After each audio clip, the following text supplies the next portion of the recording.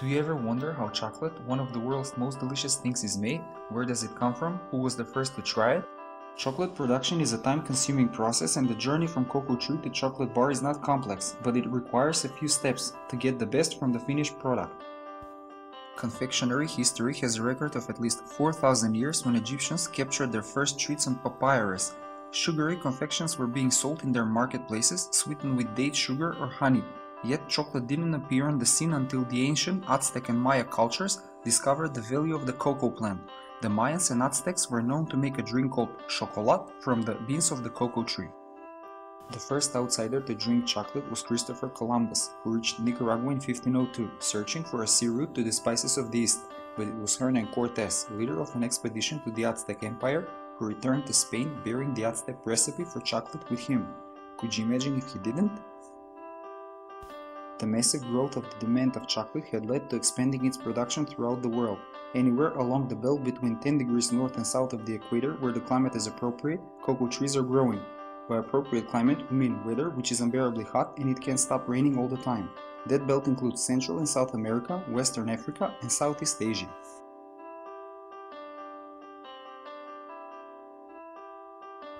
Chocolate comes from the cocoa tree, which is formally known as Theobroma coco. Cocoa trees are short trees about 20 to 40 feet tall that live in the understory of tropical forests and require other taller trees to shelter them from wind and sun. The cocoa tree is full of pretty pink flowers which turn into colorful fruits called pods, filled with sweet juice and bitter seeds. The cocoa tree can produce close to 2,000 pods per year.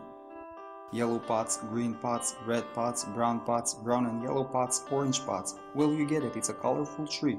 All of these pods are harvested by hand as their branches are very thin and fragile. But despite of all the different colors, the pods have one shape and size, of a football. Then workers open the pods by hand, taking care not to damage the beans inside. The beans are actually contained in a sticky white pulp. The pulp is both sweet and tart. However, if you try the seeds straight out of the pod, they're incredibly bitter. Ugh! The next step takes a very important part of the process that includes fermenting the cocoa beans, which is done using banana leaves. Fermentation process lasts for about 7 days. After fermenting, beans are spread to dry out using roasting ovens or the old-fashioned way, the sun.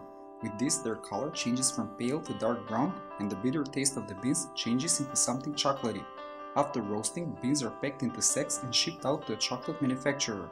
The manufacturer inspects the cocoa and places into different bags. Sometimes additional drying is necessary at this point. The cocoa is then trucked to a factory. Now we're getting to the good part. In the factory, the cocoa beans are cracked, leaving the crushed and broken pieces of cocoa beans called nibs. At this point, we have something edible and really chocolatey, but they are still very bitter. You might try some cocoa nibs on a salad. The nibs are ground to a thick, rich paste called chocolate liquor. The liquor is the foundation for all chocolate products and at last begins to resemble and smell like conventional chocolate. To sweeten it up more and improve the texture, the manufacturer will add things like sugar, cocoa butter, vanilla, and milk. The chocolate is then stirred, cooled down, and heated back up several times. This will give our chocolate that nice glossy look and it will help it melt properly. Once cooled, the chocolate is ready to go. Finally, we have chocolate. Tasty, delicious, finger-licking, mouth-watering, yummy chocolate.